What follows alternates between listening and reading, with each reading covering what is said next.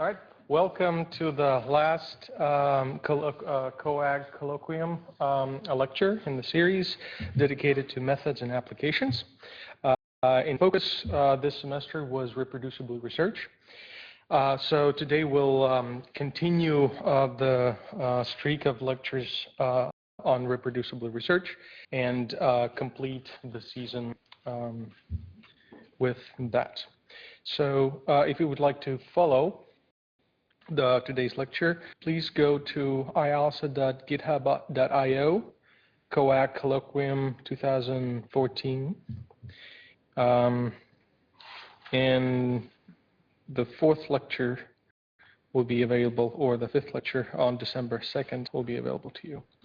So this is what I'll be using for the presentation. So you can forward your questions to Anne Greenwood or Vincenza Garpuzzo. They're standing by.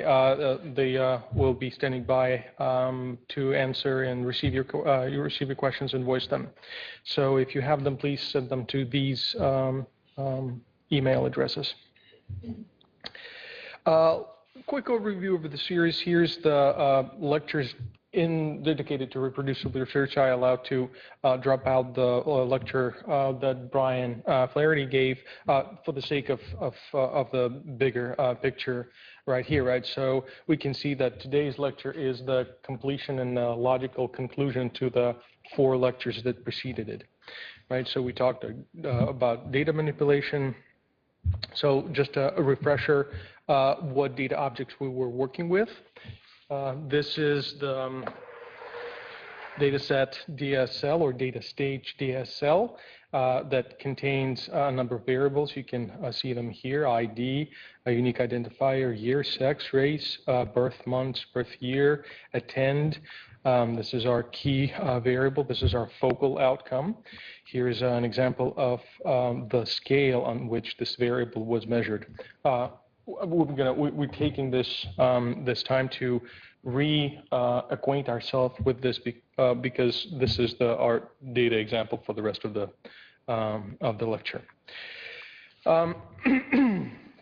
So the data origin, or how we got to have this data set, is described in this script, dsl.r. You can go to GitHub, to the corresponding GitHub page that is linked here, and open it on your computer and follow along, and see how this data set was derived. So we talked about this pipeline, or the way, the path of data in scientific inquiry, and particularly in reproducible research. This is the first or the second lecture in the series, dealt with the data manipulation and getting data from sort of raw measured state into a state in which it could be analyzed. And we've walked this map, this conceptual map of what's happening with our data, what functions we apply to it, what transformations we subdue it to in order to arrive at this DSL stage. And this is very useful because every data definitions that we'll use henceforth will have this DSL as its origin. So it's very useful to know what that data set is, because that brings you all the data in the examples to your fingertips.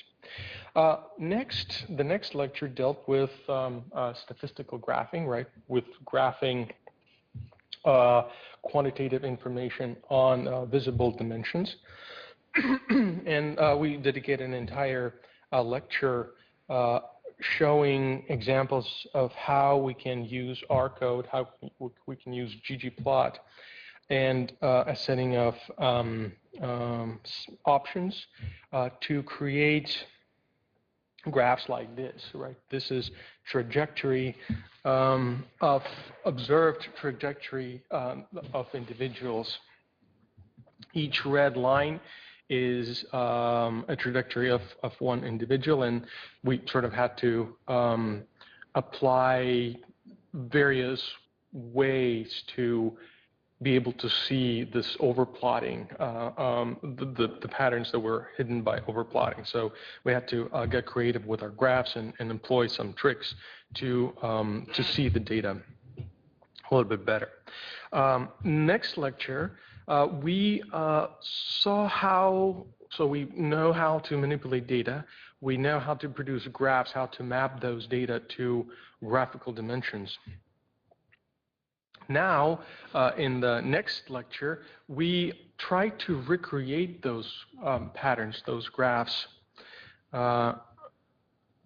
by employing mathematical models. So we said, well, how can we recreate the data for this individual using some mathematical model? And we looked at the example of model A and model B, and you can, by switching, you can see what they were. One was the linear regression with a single intercept, no slope, no temporal slope, and the second one added a linear slope of a function, of time function. Right? Very simple.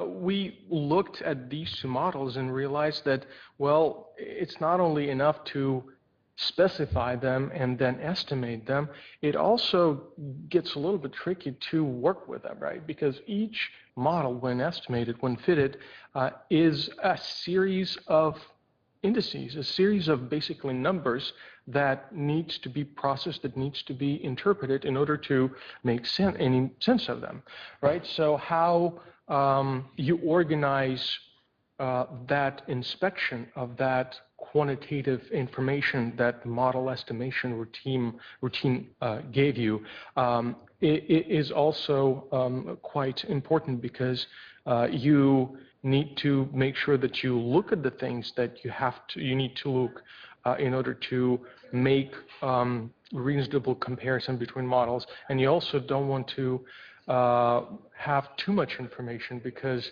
that might distract you from what needs to come out or become prominent.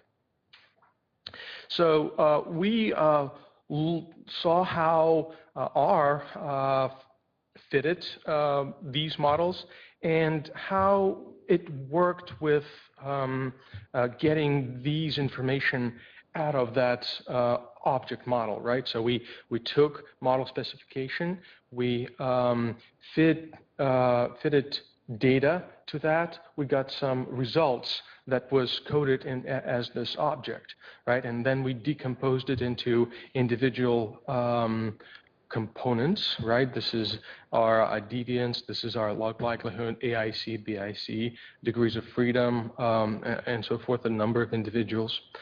And so we started realizing that there's many ways how we can express what model is, and that variety of ways can help us better understand what happens in here, right?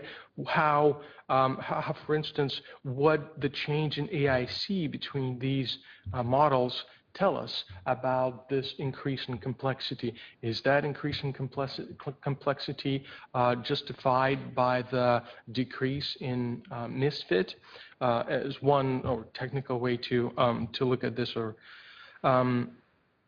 in other ways in which a model can be manifested? We spoke about 7 different ways. I've distinguished that 7 different ways to talk about models. Tabular, syntactic, this is the statement, the language, the sentence that we pass to the computer to estimate it. Algebraic, this is how most of the model specification exists in the literature. Numeric, right, this is a collection of all of the numerical indices or quantitative information received from the model estimation. We can also describe it as a schematic diagram, right? This case has only 4 time points for the sake of brevity, but it really implies all 11.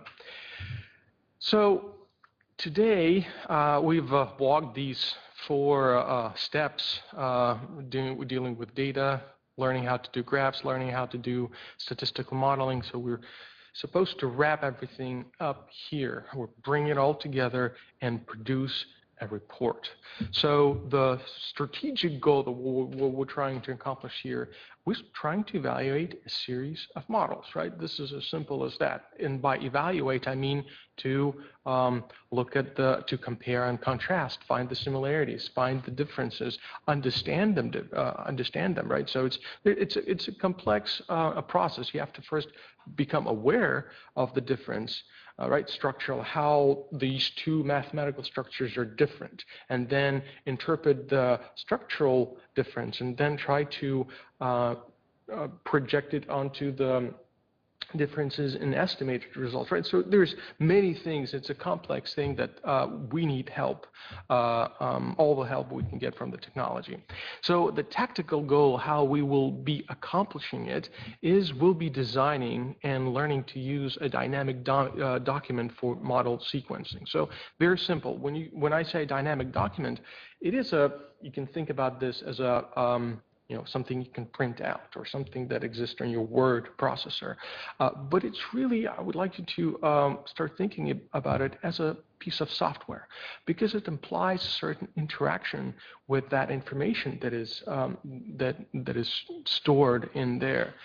Well, books in way also sort of software, right? Because it has like table of content that you can go and find, and there's a way you can interact with that medium. Well, it's more interactive. The medium of digital publishing is more interactive than a book or some other piece of technology that records information. So we'll use all the features that we can in this case.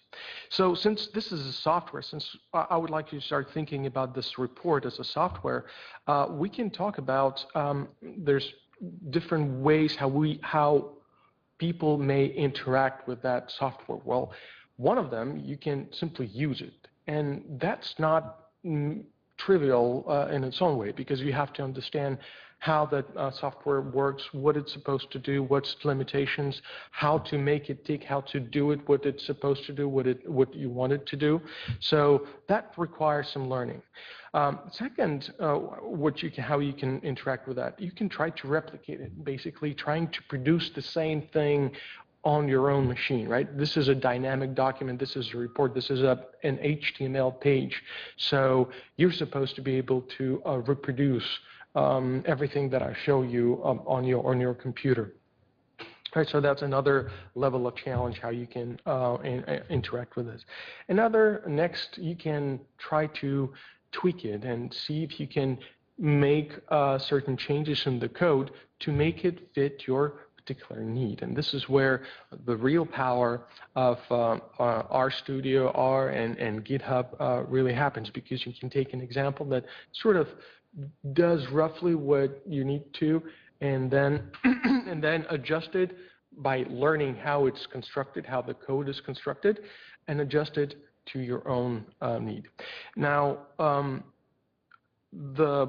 it's not merely a document, and this is another, like, I want to emphasize that although it contains the information in forms of printed characters, you can extract more information from it, because it's not closed. So it's not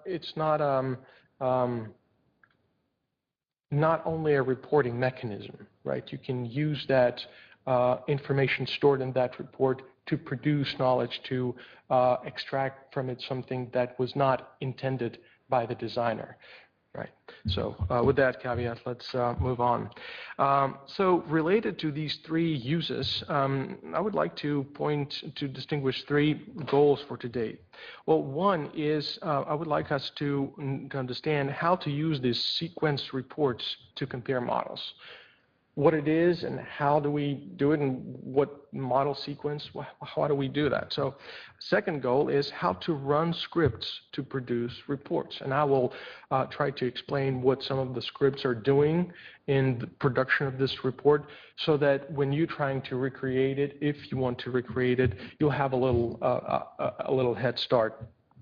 Lastly, I'll give you some ideas about how this code can be hacked so that you can modify to fit your particular need. Now, again, you can stay with the first goal and be completely okay, right? So if the programming aspect freaks you out, don't worry about it. Focus on the use of this technology for model expression and for model selection, how we think about model selection.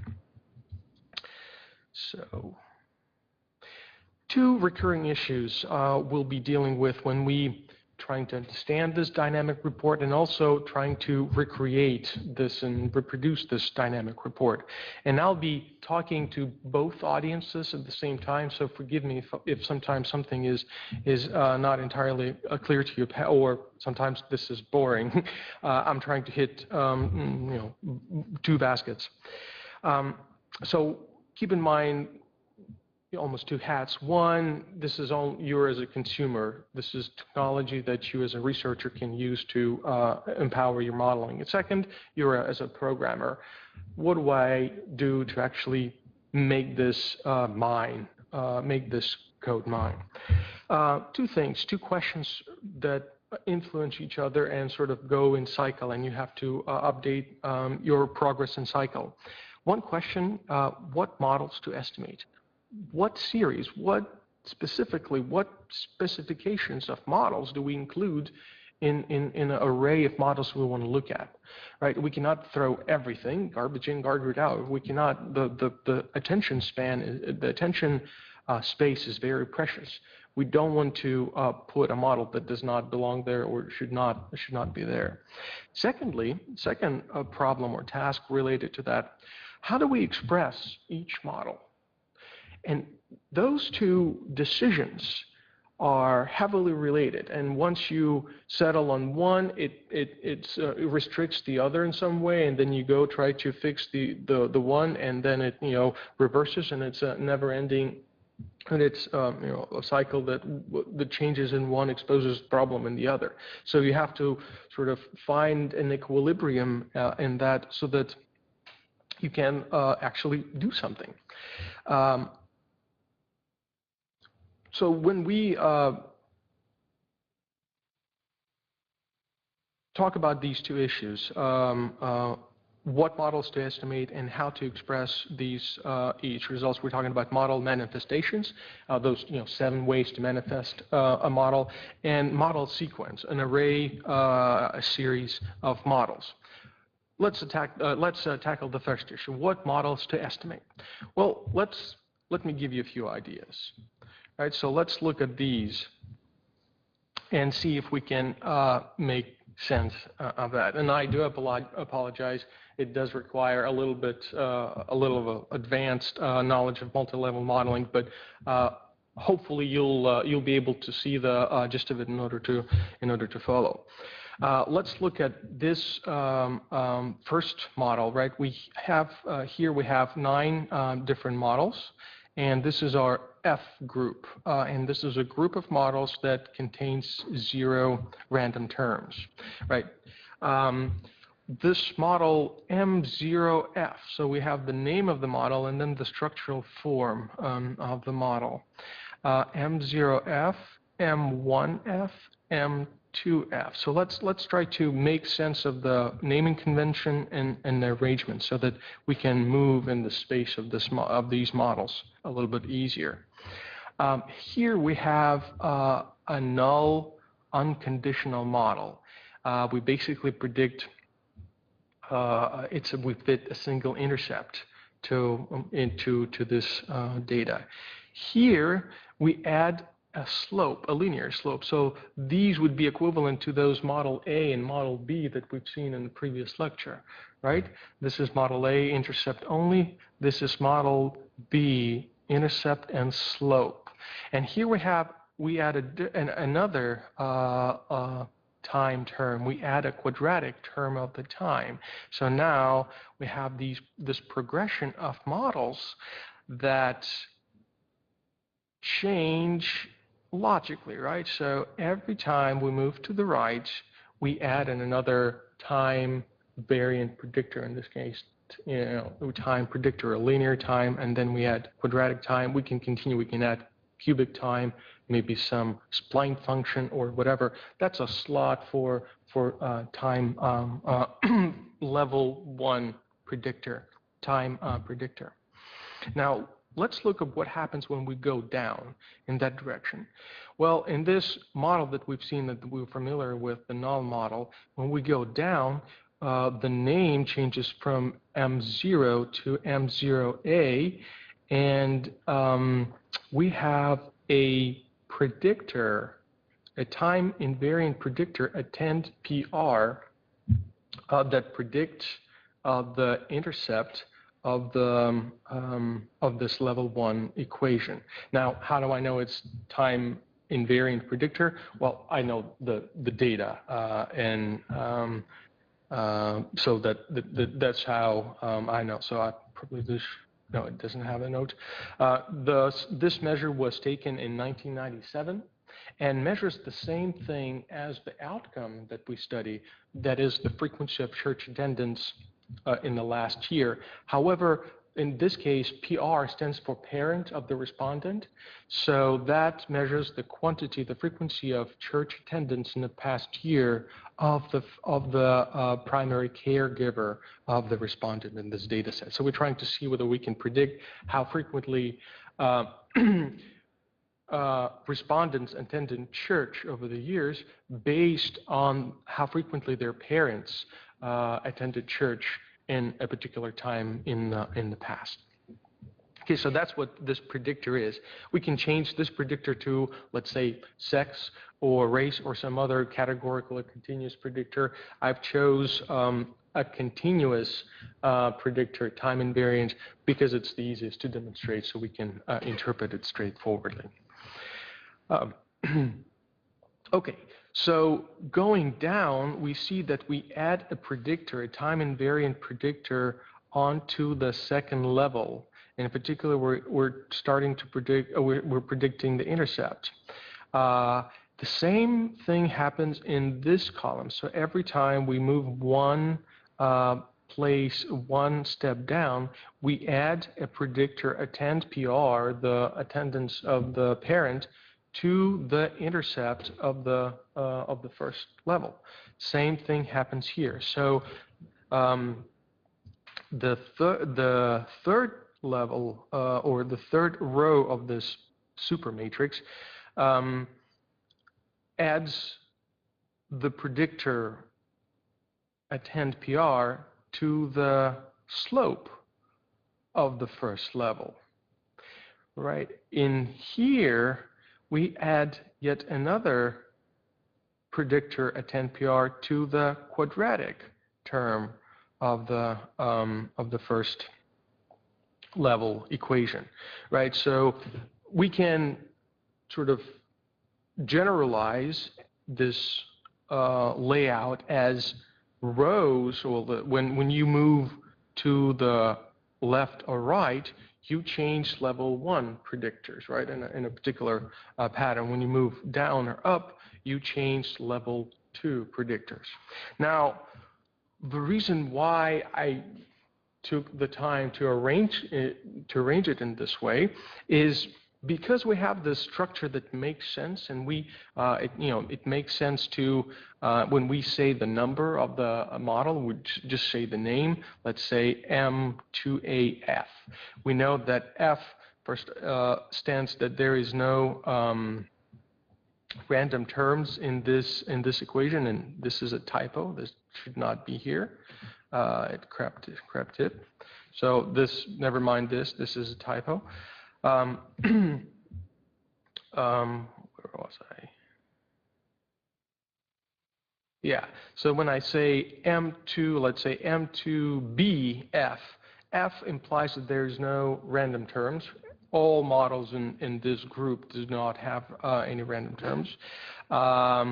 2 implies that it's to the right, that it has many predictors in the level 1 of time variant predictors. And the fact that it has a letter, and this letter is, one, it's not A, is a little further, implies that it's down to the down of this matrix, and thus have more predictors on the first level.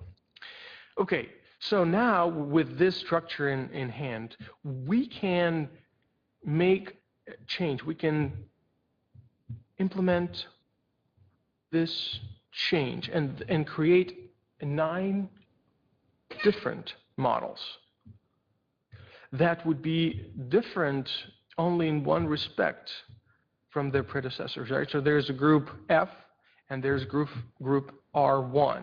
R1 standing for there's one random predictor or random component in this in every of these equations.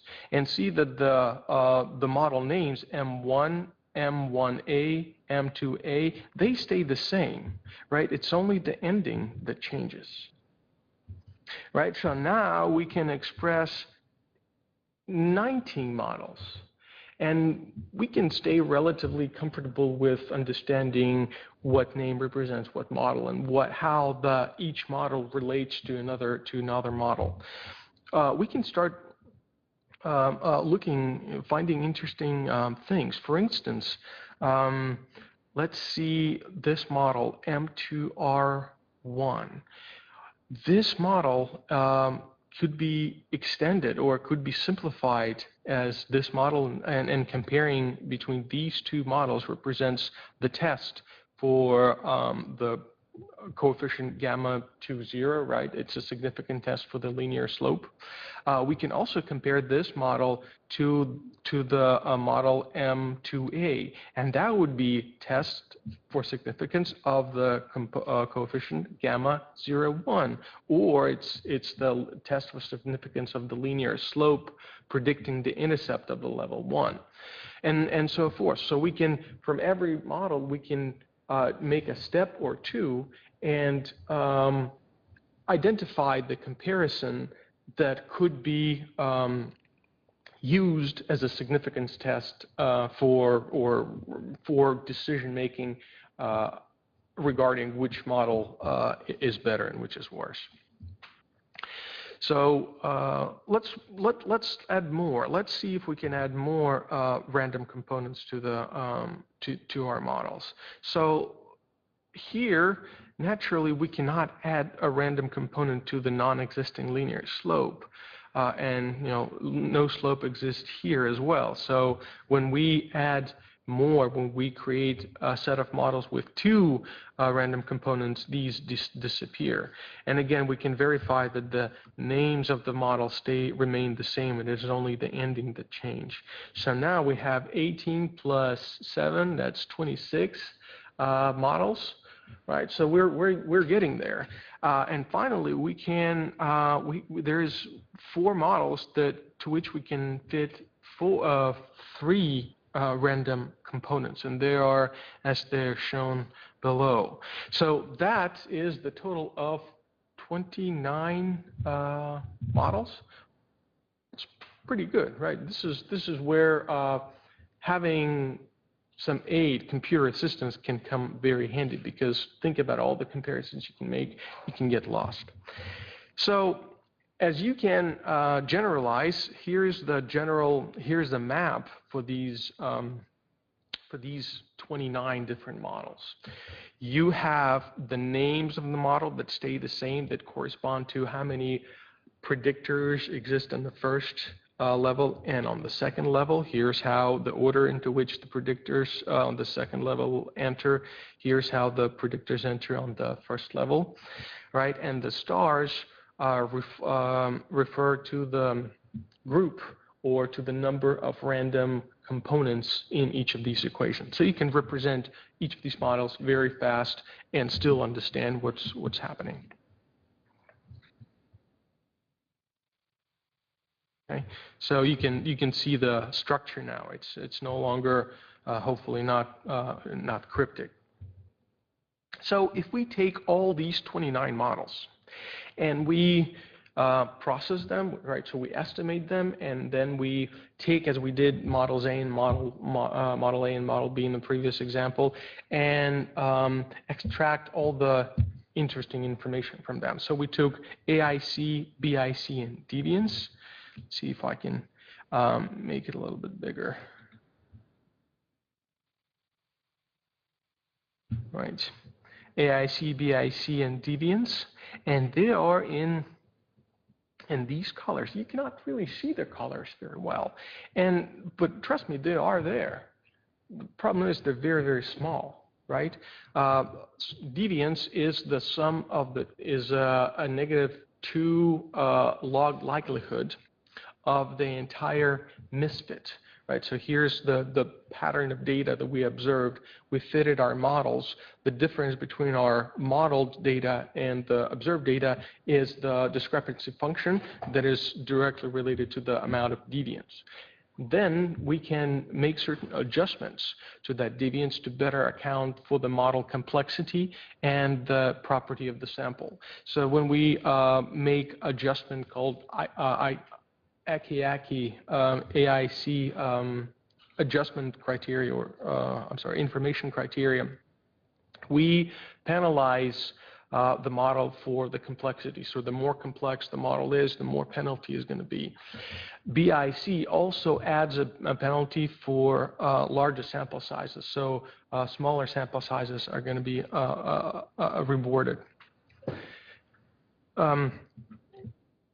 So if we look at the entire misfit, right, so the deviance, we can see the greenish type of thing. What you're supposed to see here, and you don't see, is all three columns. The problem is that they are behind each other. This is a so-called a skyscraper plot, and you'll get the idea of what it is once I explain the name. So if you imagine a city skyline, the furthest building from you is the tallest one. The next to them is a little lower. The closest is the smallest. Thus, you can see all three buildings if they stay in that order. Well, the property of these information criteria are such that deviants are always going to be smaller, AIC going to be a little larger, and BIC going to be a little larger than both AIC and deviance. Now, of course, there are going to be freak cases, and they deserve special attention. I'm not going to focus on them here. So if this is the entire span of all models, these are all 29 models, what can we say from this overall plot? We've plotted basically the misfit. Right now, we're not really sure how each misfit is different, like how the BIC is different as compares to AIC and deviance in each of the models, because if we're looking at the scale of this, it's not very meaningful. Now, the scale is not arbitrary, right? The minimum, the floor of the scale is the deviance of the most complex models, right? So that's the least amount of misfit that we can achieve with any of the models that we have here, right? So that's our the first limit, and the other limit, the ceiling, is the amount of misfit that the worst model in our sequence achieves, right? So these names help us see and also the height of the bar help us see those groups of the models, right? So you can see here all the models with F ending, representing models that have no random components. Here is R1 group. You can sort of see that they represent this next drop, but the R2 group right here maybe does not represent a significant lower drop. Yet R3 group, these four models in the end, especially these last four, show us that it decreases significantly. So we really cannot be using this graph anything other than just to get a very crude bearing of where we are in terms of reference to the other models. We want to be looking at plots like these. And this is where you can start seeing the difference between BIC, AAC, and deviance. So if you want to compare these exact values, you can refer to them as well. So this is our F group. Here's our R1 group, and we can see the differences better because we can zooming on them. Here is our R2 group, and now we can really getting into the comparison. You can also zoom out a little bit and see that this order follows the layout that we've identified. So M1, M2 is M1, M2, M1A, M1, M2A, M1A, M2A. So it goes by row like this, and these models are not existent in this in this setting. So this is our group with 2 random components. Here's the group with 3 random components, and you can start seeing what's happening with the AIC and BIC. Here's this thin red line represents the penalty that the model incurred due to model complexity, and this is the difference between the distance between the red and the blue is the additional penalty that the sampled incurred has been captured by the Bayes information criterion. So what we're looking for is the point in the complexity in the model development where the deviance keeps going down, right? Where if we keep adding more terms to the model, our prediction are going to invariably go up, right? We're going to increase R squared, the amount of predicted no matter what. But the useful complexity of our model are not necessarily going to go up. So we want to see when the AIC would start becoming larger and larger, and BIC also larger. That will signify that, okay, we've stopped. We're adding complexity to our to the model that does not justify the increases in the decreases in misfit. Okay. Oh, and also sometimes it is useful. You see how the order of these bars represent the rows of this overall structure. So M0, M1, M2, M0, M1, M2. Then we have the second row, A. Here we have the second row. And then finally we have the third row, B, and C, right? So third row and fourth row that has only one cell. Now, sometimes it is useful to change the order of comparison and use the order of columns. So here we have, we can see what drop represents adding this predictor to the second level equation if we have no time predictors in the first one, right? So this is that comparison. If we want to compare how adding this predictor at 10 PR to the second level of the linear slope, here's this comparison, right? So being able to reverse the order, or change the order of these columns, of these indices from rows of this matrix to column is also going to be useful, right? So again, this is the rows of group R1. Here's the columns of group R1, right? That allows us to understand the dynamic a little bit better, and also makes us walk through these comparison and understand what each model development step implies about our model. So, and this is our R2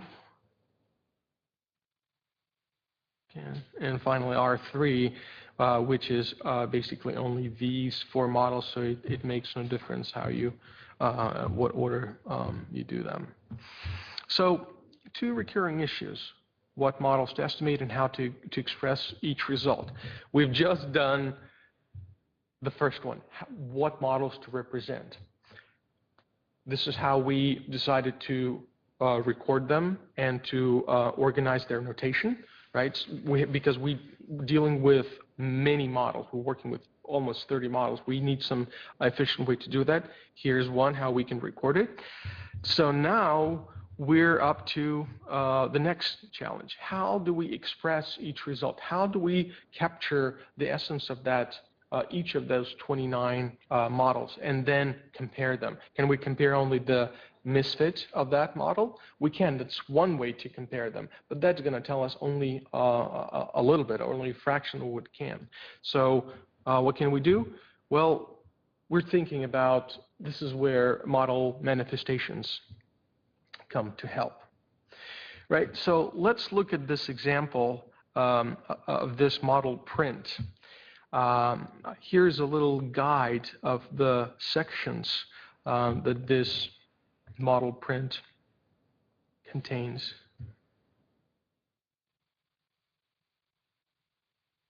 Okay, so this section contains model specification. This graph contains estimates, numeric solution, numeric manifestation of our model. Here we have a graphical manifestation. Here's predicted values. And we have another graphical representation, and that represents model fit across the entire span of models. So we know that this is group F. This is model M2C in group F. Here's the structure, here's the specification of this model. Let's see at the color here. And again, this model print, or this complex collection of manifestations, has been designed to better optimize comparison across those models that I've specified in my sequence. Had I estimated, had I specified, had I listed other model specifications, I probably would have to change this as well. That's what I said. It's a constantly recurring thing. You change the list of models in your sequence. You have to adjust how you what you capture about each model. So this model is M2CF. This is how it relates. So you see this is highlighted. This is MC2F. This is how it relates to every other model in our sequence. So it's the worst, or it's the best fitting model of the F group, but it's almost twice as much of error to the worst fitting model in the next group, right? So that immediately gives us an idea what adding a single random component to the model does in terms of fit, right? So that gives us some knowledge about what's happening with the data. It means that there's a lot of useful individual variation that is being captured by this random component. Let's see here. This is our predicted terms. We see that we use time invariant predictor on the second level to predict intercept, linear slope, and quadratic term of the level 1 of this equation. And here we have this graph. It's actually a graph. It's not a table. It's called a tile graph. The reason I use it instead of a table, because it gives me a fixed, very stable and fixed place of the value, so that I can focus my my sight on one area, let's say sigma, right, and move across different models and see how this value changes. And you can see not only that it does change across the models, right? So we change M to C, we add more random components to this model, and we can see how the sigma or the residual changes as we add more components. It does change that, and also we see how it changes that. We can get like a feel. The way this table is structured is thus. So we have the first however many slots in the first level equation become the rows of this table graph. And then we starting in the same order, we start adding the terms of the second level. Another way to think about this, if you rewrite this equation as a one level equation with all that, you'll have the list of the terms in this, of the rows in this table.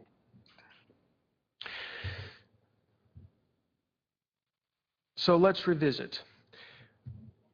Our strategic goal was to evaluate a series of models. Our tactical goal was to design a dynamic document for model sequences. How are we going to accomplish that strategic goal? What I've shown you right now is just a series of slides, right? This is not a systematic review of this information, and it's not a document as well. So, in order to go for the document, here's the report that was created with this code, and the examples of which exists on your on the GitHub that I've shown.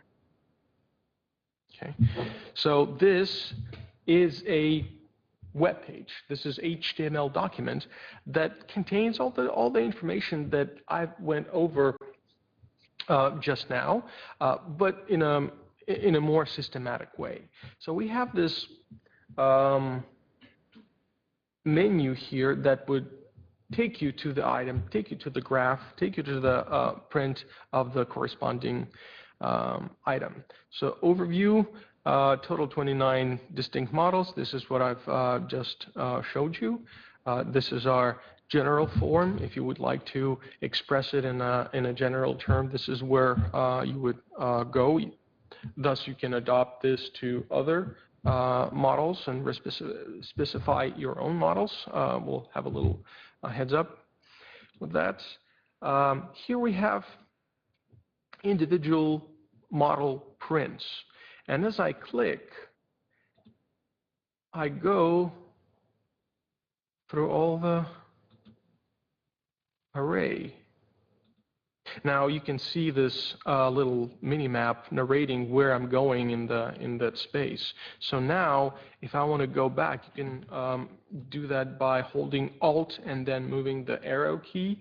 Just use my mouse to go back. But now I have this sequence of images that I can flip through and understand how the changes in the structure of the model affect the model performance and the model prediction, and also the model solution.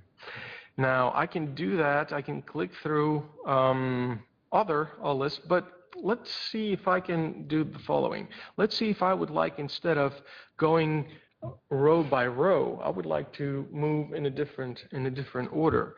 If I can just click now on model M0A, so I go to M0A. Now I'd like to click on M1, now M1A, M1A, M1B, M1B, M2, M2A, M2B, M2C. So now when I go back and forth, I have loaded a different sequence of models so that any adjacent comparison I can move back and forth and see, for instance, how in this case, how adding a predictor, a fixed effect on the intercept changes model prediction. So we can see that adding this predictor does not add much in terms of fit, right? It does add a little bit, but what it does, it allows a separate a different slope and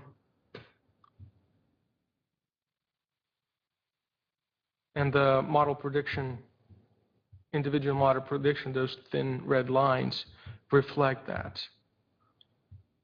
So another way we can load and explore is we can start with this model M2. And so this M2 exists in F model, M2, let's see, no, that's M2, M2F.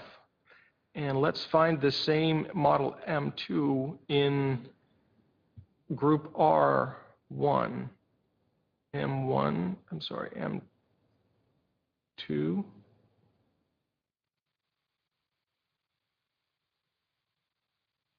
Now M2 in R2 and M2 in R3.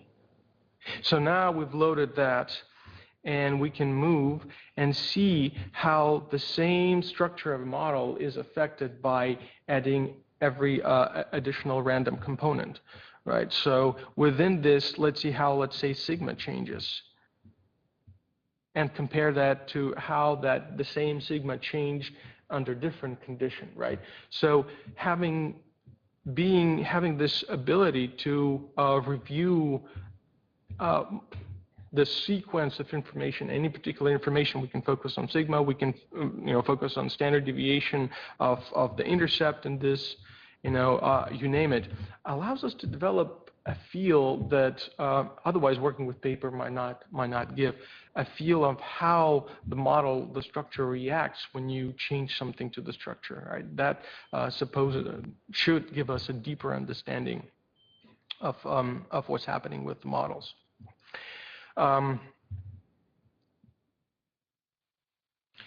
With this a little lower, we can also review individually all the specifications, all the formulas, and also here's those graph of fit for each of the models, okay, that you can review in a single document. So you can work with any particular model and see, okay, so this is M0A, you would like to see how this model compares to other models of the same group. So you would have to go and find this group and remember the M0A, find M0A right here and see for yourself, see this comparison on your own. Okay. So our goals for today. So the first goal, how to use sequence reports to compare models. Hopefully that gave you a little bit of idea how we can, first of all, specify a number of statistical models and how we can organize the comparison among them to inform our model development, our theory development. How to run scripts to produce report, our next goal. I don't want to spend too much time on this. However, I want you to know that GitHub, if you go to the LCM sequence branch of our Colloquium, there's an entire folder labeled LCM sequence that contains all the scripts that are responsible for production of this model sequence report that I've just shown you. So you can use that as an example. So these are the scripts that I refer to in the following slides, right? And these are all the scripts that do the work. So in this script, model specify.r, contains model specifications as a lemur syntax. So it's model specify.r, and it's a series of statements, how we encode that algebraic manifestation of a model in a syntactic one, the one that is understood by R. Okay. Model estimate.r. This script contains the loop that cycles through all the available model specifications and estimates them and extracts information from it and organizes it, right? So it derives the data set, it estimates model using these functions, and it post-processes the model solution and sort of combines them into a meaningful individual data sets.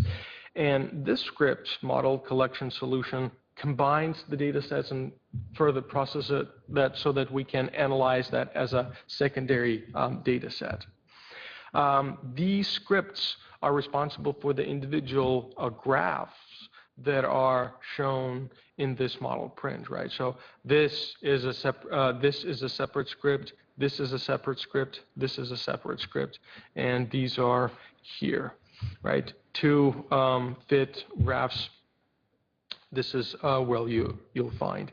And finally, two essential files, sequence.r and sequence.rmd. They're always sort of work together in a RStudio rmarkdown setup. Sequence.rmd files combine code, text, and images, and they produce the HTML files.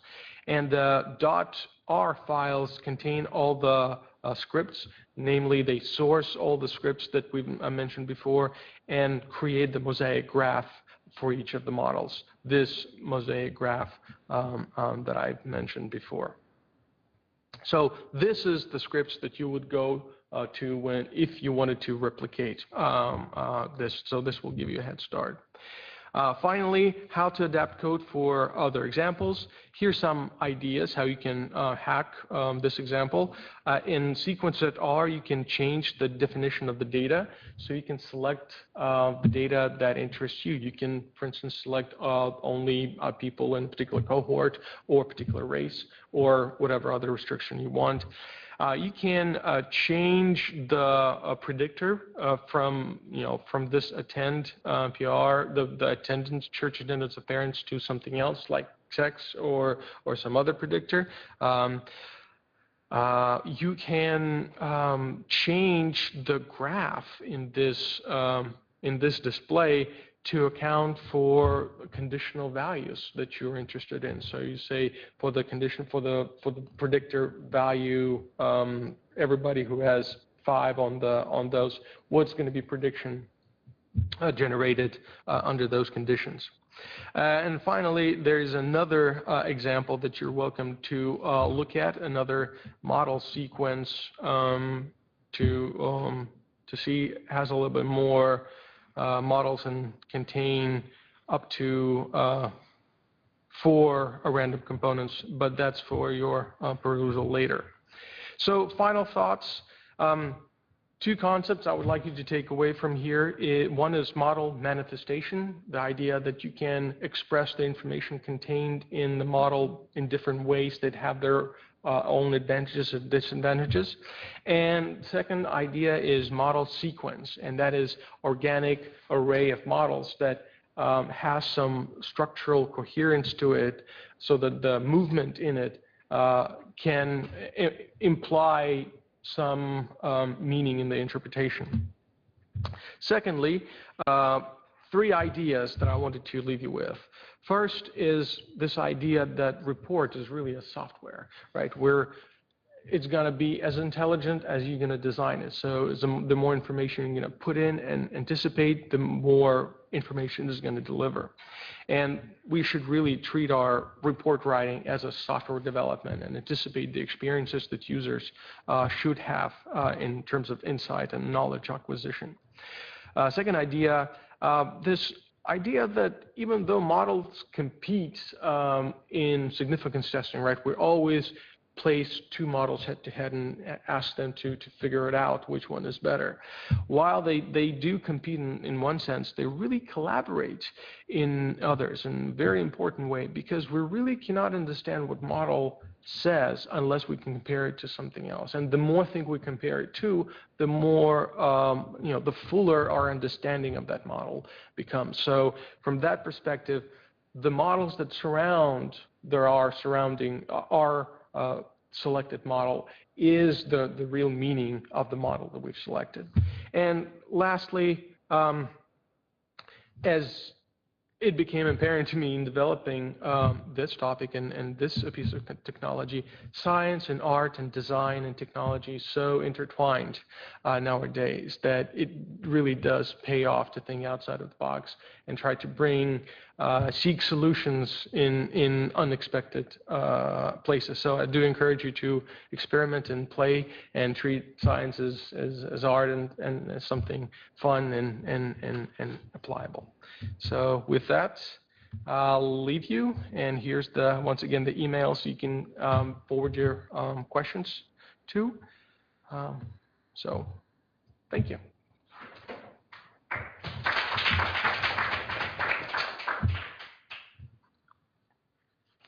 Thank you, Andrey, for another great presentation. And once again, thanks for all the resources, especially the scripts that you were showing today. I'm sure that'll be very helpful for many people. We now have some time for questions, both if you want to send something online to email myself or Vincenza, or for the in-person audience. So we'll take questions now.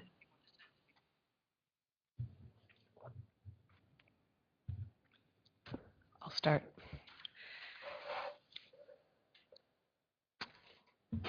I have several questions. Let's just start with one. I see what you're presenting is very useful to the individual researcher who's trying to understand their data and figure out what's going on and identify what model is going to be most useful and most informative for understanding what's going on. I also see it as potentially useful to readers. So you produce it, eventually someone's going to produce, at least now in what we have nowadays, is a standard journal article, which doesn't look anything like this. It's very static. It's very limited. When I write my own papers, I feel like there's so much detail that gets left out. So how do I really communicate to someone else? And when I read someone else's paper, I get very frustrated because I'm reading and I think, well, I wonder what happened in that model that they didn't present. How much did that parameter estimate change? Does it matter? All these sorts of questions. And so we could each use these on our own, but how do we make them available to someone else? Are you thinking that we would each sort of have our own web page that we can put it on, or that we need to encourage journals to make this sort of thing available as their online addenda or appendices or whatever they're going to be called? How does this fit into where we go forward in communicating with one another? This is a great futuristic question. Andrey, you always get me thinking. I love hearing what you're presenting because it makes me think about new things. I really like thinking about that too, and sometimes I think about it too much, a little bit more than I should. But the thing about this, yes, I'm trying to embrace technology as much as possible, move forward. However, at the same time, we do have to think about the value that conservatism play in knowledge, not acquisition, but like preservation, right? So there's something to the fact that I can pick up a paper from 1904 and read what Spearman thought about factor analysis and having almost the same experience that people 100 years ago had. And so there's this continuity. I'm not that sure that any of the technology that we use today to describe our ideas about statistics science would be just as easily recreated and accessed in 20 years or 50 years, right? I just don't know. So it's a two-way street. One is, you want to be forward-thinking and employ as much progress you want at the same time. If you're going to be too rush it, you can shoot yourself in the leg. Now, with that said, like when this is the example that I mentioned was the work I did for my dissertation, and there was no way I could have done it otherwise but to put it on an online appendix. So my dissertation is basically a bound text that describes my experience, my traversing of these sequences. So I say, okay, click this, and this, and this. Click these 5 models, compare it, see the difference. When you change it, in this particular way, that's how it changes, and that's how I know that model development is bad. We don't need adding predictors to the quadratic term, because this is how you argue your case. I don't see how I can, with the same thoroughness, state my case if I didn't have something like that. So hopefully that at least an option for that is going to be available for in a publications, so that you can at least source it. But yeah, if publications are not willing to adopt color, is not as easily as one thought they would. I don't know what would happen with these. But anyway, great question. We can talk a lot. I don't know. Anyone else have an idea where things are going to be in 10 years? Let me know if.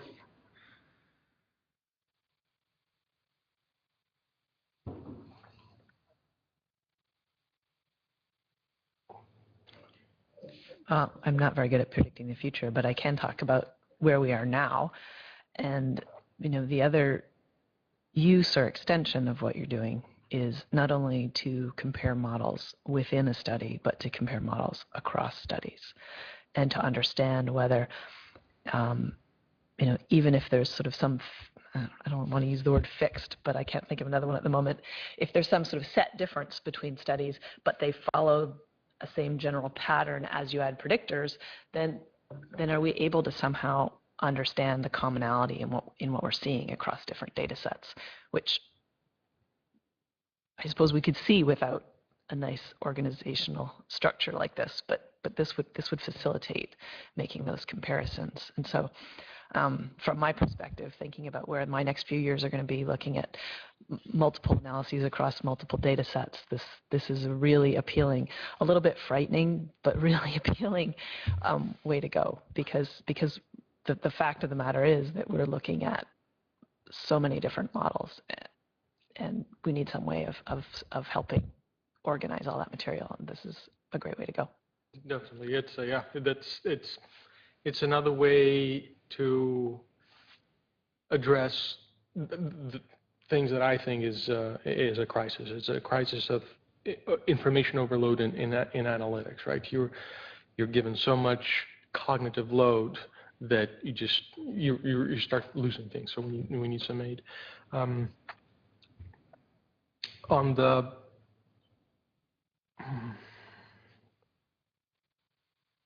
yeah, never mind.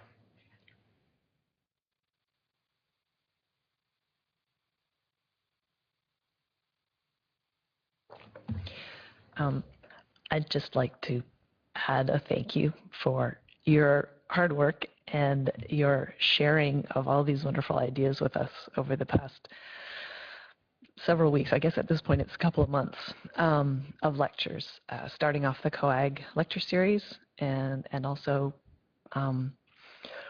really taking seriously bringing the rest of us into these ideas about reproducible research, because I think we all had our own idea about what that meant, and now I feel like I have a much clearer idea, and I'm really excited to think about how we can apply these in the IELTSA network. I'm hoping that as it catches on, the people who've missed it the first time around will go and look at the videos, and we'll start a really big and a really important conversation about how can we make use of the technology to move us forward. The other thing is,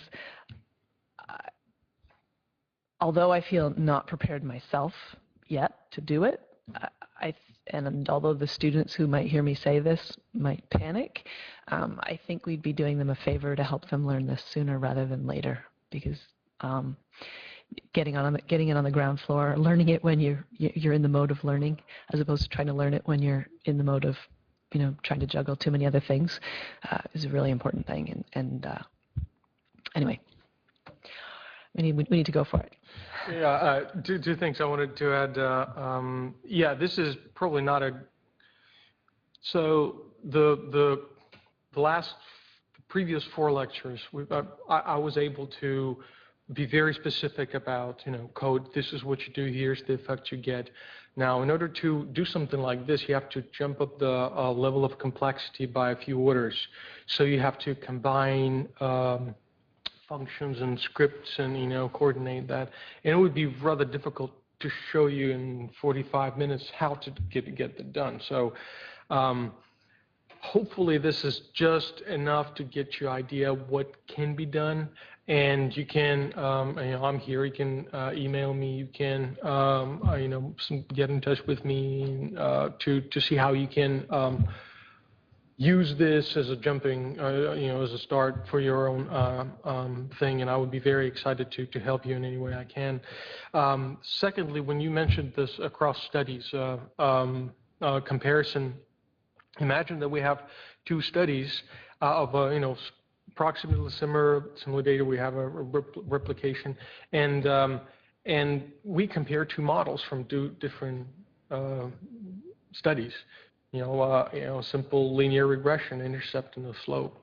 Well, if we compare these 2 models and find that they're somewhat similar, it's one thing. If we have 29 other models that support those, and we can see that the data, when you pass through these 29 models, behave very similarly to the changes in the model structure, then the data that you had in a different study, even though you cannot take any 2 models and say, well, look, they're the same, therefore they're done. You won't be able to see that, but you'll be able to see through this flexibility, through perceiving the dynamics behind how model changes. You'll be able to see whether it actually replicates or not. So that's thanks for bringing that up. So.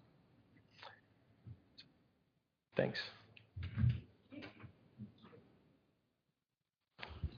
I just wanted to remind everyone that the series will be starting up again in January. Our first session will be on January the 13th, same time, same station, same location. There will be 4 themes covered over the New Year's series. The themes will be technology and aging, methodology, transitions and trajectories, patient-reported outcomes in support of patient engagement in research, and the final one will be biomarkers of aging and health, current directions and priorities for longitudinal studies. So on January the 13th, I believe our first session will be focused on patient-reported outcomes in support of patient engagement in research. So we look forward to seeing you all then. And if you have questions in the interim, please feel free to email us as always. And thank you, Andrey, again for all your work and for being supportive of those who may have questions in the future and want some assistance. So thanks again.